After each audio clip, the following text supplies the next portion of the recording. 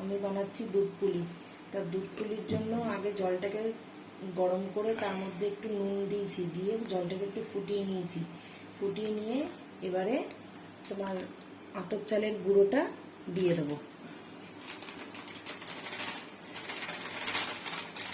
দিয়ে এরকম করে নাড়তে থাকবো।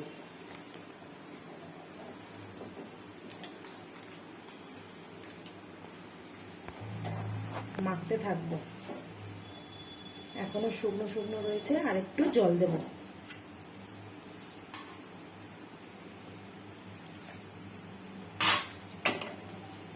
আবার নাড়বো।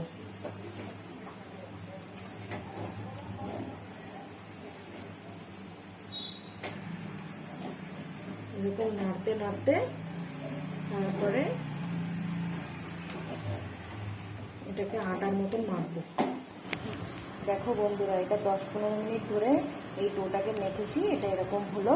এবার এটাকে পুলি ভরে এটাকে পুলি পিঠে বানাবো। ঠিক বন্ধুরা, দেখো চালের গুঁড়ি আটাটা মাখা হয়ে গেছে। এবার এটাকে অল্প চালের গুঁড়োর মধ্যে এটাকে এরকম করে বুলিয়ে বুলিয়ে বুলিয়ে বুলিয়ে হালকা হাতে এরকম বাটির শেপে দেব। এরকম বাটির শেপে দিয়ে তারপরে নারকেলের পুর দেব। বন্ধুরা, এই নারকেলের পুরটা বানিয়েছি।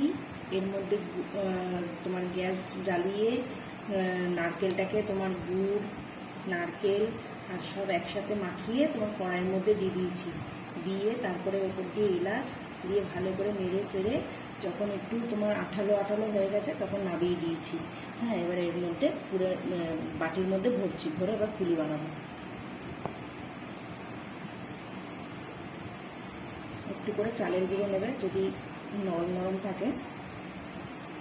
অনেক সময় একটু কাদা কাদা থাকে, তো এবার ডিজাইন দেবে নিজের মনের মতন।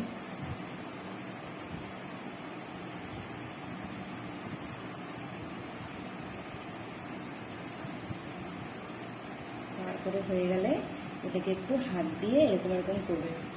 করার পরে হয়ে গেল পুলি পিঠে। আর বন্ধুরা, এই দেখো কতগুলো বানিয়েছি। এই দেখো অনেকগুলো পুলি হয়ে গেছে। আবার একটা বানাই, দেখো বেশ মজা লাগছে করতে।